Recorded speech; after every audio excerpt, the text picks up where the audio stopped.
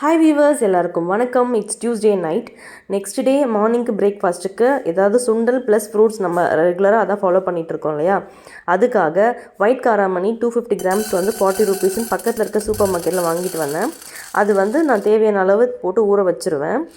Morning 2 பேருமே வந்து நாங்கள் இதை சாப்பிடுவோம். கொஞ்சம் மீந்துச்சுன்னா நான் வந்து ஈவினிங்கில் கூட இதை ஸ்நாக்ஸாக எடுத்துக்குவேன்.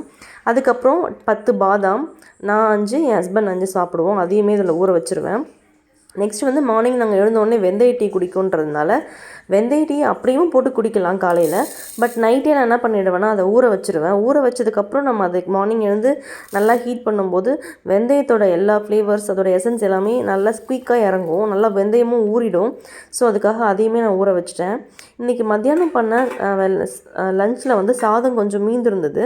ஸோ அதில் வந்து நான் தண்ணி ஊற்றி வச்சுட்டேன் பழைய சாதத்துக்கு. இதுவுமே ஹெல்த்துக்கு ரொம்ப நல்லது. தேங்க்யூ.